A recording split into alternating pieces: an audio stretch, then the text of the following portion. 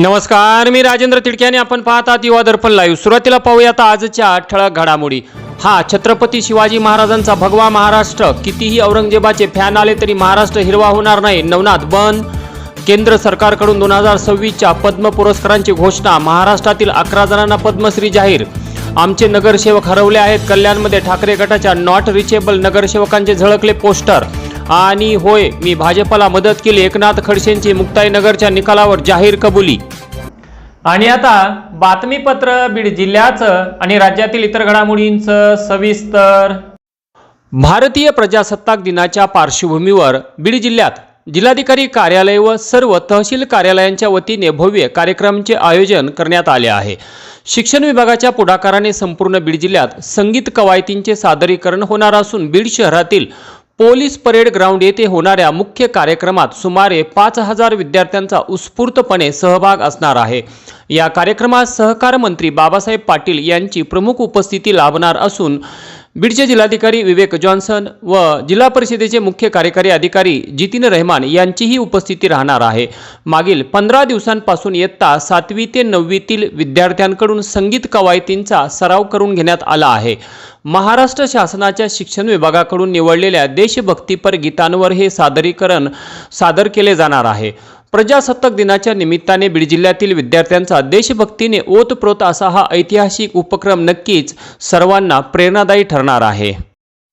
रस्ता सुरक्षा अभियानाअंतर्गत यशवंत विद्यालय बीड येथे आज दिनांक 25 जानेवारी 2026 रोजी विविध स्पर्धा संपन्न झाल्या। या स्पर्धेचे उद्घाटन बीड जिल्हा वाहतूक शाखा प्रमुख सुभाष सानप यांच्या हस्ते झाले। यावेळी विद्यार्थी व पालकांशी बोलताना API सानप म्हणाले की वाहतुकीच्या नियमांमुळे आपला प्राण वाचू शकतो। विद्यार्थ्यांनी शालेय जीवनापासूनच वाहतुकीच्या नियमांची सवय लावून घेतली पाहिजे। तर मुख्याध्यापक गणेश वाघ म्हणाले की सर्वांनी वाहतुकीच्या नियमांचे पालन केले तर अपघात कमी होतील। तसेच यावेळी सामाजिक कार्यकर्ते डॉक्टर संजय तांदळे म्हणाले की शालेय अल्पवयीन मुलांनी सायकल चालवतानाही स्टंटबाजी न करता सर्व नियम पाळणे गरजेचे आहे। यावेळी केज बीड रस्त्यावर अपघातग्रस्त धीरज भवर यास तातडीने रुग्णालयात दाखल करून त्याचे प्राण वाचवल्याबद्दल लेक लाडकी अभियानाचे श्री बाजीराव ढाकणे व आशाताई ढाकणे यांचा बीड जिल्हा वाहतूक शाखेचे API सुभाष सानप यांच्या हस्ते शाल व पुष्पगुच्छ देऊन सन्मान करण्यात आला। या कार्यक्रमाचे प्रस्ताविक PSI विजय जाधवर, सूत्रसंचालन शिक्षक गाडेकर तर आभार पोलीस हवालदार अजिनाथ मुंडे यांनी मानले। यावेळी पोलीस कर्मचारी सखाराम घोलप, राजाभाऊ तांदळे, शुभम सानप, संतोष काटकर, नारायण वाघमारे तसेच शिक्षक गायकवाड, गीते घुगे, सेवक नवनाथ धुरंदरे आदींनी हा कार्यक्रम यशस्वी करण्यासाठी परिश्रम घेतले। पहाटेच्या अंधारात मुंबईहून महिला, लहान मुले आणि ज्येष्ठ नागरिक यांना घेऊन चौसाळ्याकडे निघालेली पाटोदा आगाराची एक ST बस शिरूर घोडनदी परिसरात अचानक बंद पडली आणि बसमध्ये असलेल्या 55 प्रवाशांमध्ये भीतीचे वातावरण निर्माण झाले। याच वेळी बसमध्ये असलेले प्रवासी शरद भोरे यांनी आमदार सुरेश धस यांच्या मोबाईल क्रमांकावर संपर्क साधला असता आमदार धस यांनी संपूर्ण माहिती घेतली व क्षणाचाही विलंब न लावता आमदार धस यांनी पाटोद्याचे स्वीय सहाय्यक सोमीनाथ कोल्हे यांना पाटोदा ST आगारात जाऊन व्यवस्थापनाशी संपर्क साधण्याच्या सूचना दिल्या। त्याचवेळी शिरूर घोडनदी येथील ST यंत्रणेशी थेट संपर्क साधत पर्यायी बस उपलब्ध करून देण्याचे आदेश दिले। अवघ्या अर्ध्या तासात संपूर्ण यंत्रणा हलली आणि शिरूर आगाराची नवी बस घटनास्थळी दाखल होऊन सर्व 55 प्रवाशांना घेऊन सुरक्षितपणे दुपारी पाटोदा आगारात सुखरूप पोहोचली। संकटाच्या क्षणी तात्काळ धावून आल्याबद्दल सर्व प्रवाशांनी आमदार सुरेश धस आणि त्यांचे स्वीय सहाय्यक सोमीनाथ कोल्हे तसेच ST प्रशासनाचे मनापासून आभार मानले। 10 वाजता बसलो त्या घाटातच गाडी व्यवस्थित चालत नव्हती, तरी पण या ड्रायव्हरने यांनी जबरदस्ती गाडी आणली। आम्ही त्यांना बोललो शिवाजीनगरला चेंज करा, पण त्यांनी चेंज केली नाही। नंतर शिरूरपाशी आलो, शिरूरच्या अगोदर थोडी 10 मिनिटं गाडी बंद पडली, त्याच्यामध्ये 50% लेडीज होते। नंतर त्यांनी काही उत्तर व्यवस्थित दिलं नाही। आम्ही नंतर मग अण्णाला फोन केला, अण्णाने सहकार्य केला। अण्णाचे आपले सोमनाथ कोल्हे यांनी आम्हाला सहकार्य करून गाडीची व्यवस्था करून दिली। किती वेळात गाडी उपलब्ध झाली दुसरी? माननीय सुरेश अण्णा धस यांचे आम्ही सर्व आभार मानतो। त्यांनी लवकरात लवकर गाडीची व्यवस्था केली व पुढील प्रवासी आमची गैरसोय टाळली। युवा दर्पण लाईव्हसाठी महेश बेदरे, पाटोदा। बीड जिल्ह्यात हिंसाचाराच्या घटना थांबण्याचे नावच घेत नसल्याचे पुन्हा एकदा समोर आले आहे।